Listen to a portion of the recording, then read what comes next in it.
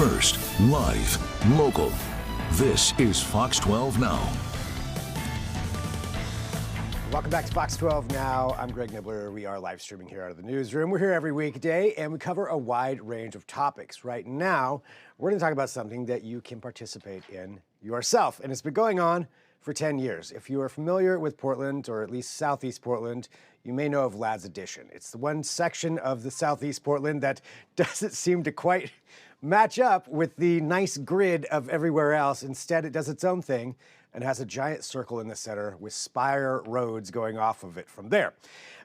There is something called the Lads 500 where people ride their bikes around said circle at the center. And that is what we're going to be talking about right now. We'll see here if my guest is here. David was here, the executive director of the Lads 500 itself. David, have I lost you? I still hear on audio. The camera decided to give up at the exact moment that everything happened. All right. Well, they got to see you peeking around my back there for a second, so they at least know what you look like. We'll leave it right here to see if the camera does come back. But David, could you tell us just a little bit about yourself and the Lads 500, if you don't mind? Yeah. So my name is David. As we've established, I live in Southeast Portland, have since, for over a decade at this point. And back in 2016, thought that the Lads 500 seemed like a fun idea. And somehow a lot of people agreed with me. And so here we are a decade later trying to keep it going.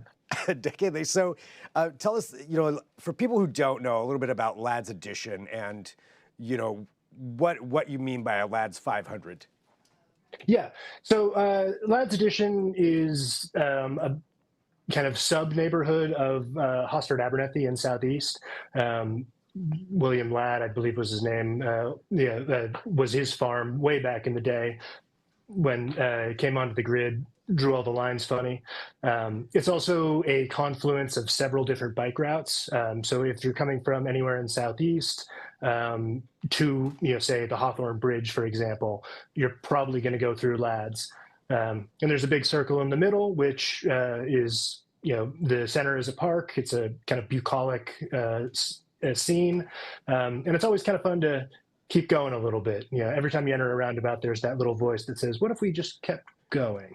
And I've kind of taken that to its absurd limits. And so it's riding around the circle 500 times.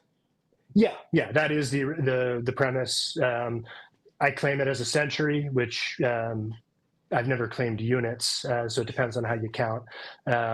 It's a rounding error, but yeah, it's 500 of anything is going to be a fairly substantial distance if you go for it. And so 10 years ago, the first one, how many people showed up to the first one? And then, over these 10 years, as you've seen it grow, how much has it increased? It's bizarre. Initially, it was, I think, 40-ish people is the estimate that I stick with, a couple dozen. Folks that I was riding with at the time, folks who lived in the neighborhood, and grand old time.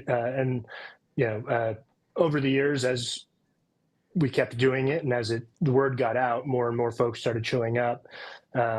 Eventually, we had to start pulling permits, and that has been my crash course in event organization over the time and trying to figure it out. And at this point, my permits are, I permit for 999 people, which is, as best we can tell, a somewhat accurate estimate. That's crazy, going from 40 people to now almost 1,000 or somewhere around there. Yeah, it's terrifying from my perspective.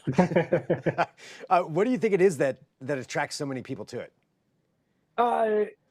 There's a lot of bits we can get kind of, philosophical about it. It's a ride that never leaves its start spot and immediately arrives at its end spot. It is a ride where you can ride as hard or as, take it easy as to whatever degree you need to. You're not going to get left behind or get way out in front. It's, a party at the same time that it's a ride. And it's just, it's the premise is so stupidly simple that if it's for you, you're going to buy in fairly immediately. And somehow that we keep finding more folks who are into the premise. I mean, stupidly simple can be a great thing. Yeah, it's, there's a lot of things that are excessively complicated or overly artificial these days, and this is exactly what it says on the tin. Stupid. Talking about the paperwork side of things, how much work does it take now to put this on? I rolled over 200 hours of time into this year's edition earlier this week. I'll probably be close to 250 when all is said and done. And yeah, I mean, that's all. That's my volunteer time for the year. Wow. Yeah, that's a lot of work. But I mean, it obviously pays off and brings so much joy to so many people. And I know this is also, the organization itself is a nonprofit, right? Yeah, I work with Umbrella 501c3, which the fiscal sponsorship agreement that we have is effectively that I'm renting entity status so that David Barstow Robinson is not the guy with the insurance policy, for the thing, for the picnic or the parade. But yeah, I exist as a 501c3. No one is making any money off of this. We're just trying to, pay for the event itself, and eventually get it to a point where it's not my money on the line rolling into the event every year, which I think this year is where we finally get past that, which is exciting from my perspective. Yeah, I would imagine so. So the event has the ride, and you just mentioned the picnic as well. Can you tell us about that? Yeah, so there's the picnic in the park, and then there's the ride in the street, which is at this point a parade for legalistic reasons, and those are permitted separately and insured separately. So yeah, it's still the Lads 500, but broken into the picnic and the parade from a legal standpoint. Gotcha. And for somebody, and that's, go ahead. Oh, well, yeah, the getting the road closure last year, finally figuring out how to do that by the parade bit, it got to the point where that was necessary, and we finally figured out how to do it. So that's why it's bifurcated. That's an accomplishment just in its own, of figuring out how to navigate all of those things. What's the response from the neighborhood like? It's been great. We have a lot of support from the immediate neighbors, which is important, and the businesses on the circle also in the kind of greater Hosford-Abernathy area really do appreciate I'm bringing a crowd to the front step, and folks are in a great mood all day. So yeah, at this point I have really strong relationships with the neighborhood. I impress upon the crowd how important it is to continue that, and it's so far been productive in that sense, and we hope to keep it going. Yeah. And for somebody who may participate in it for the first time, what would your advice or recommendation be for them? Show up curious, and because whatever you're imagining, it's probably different, but it is accessible.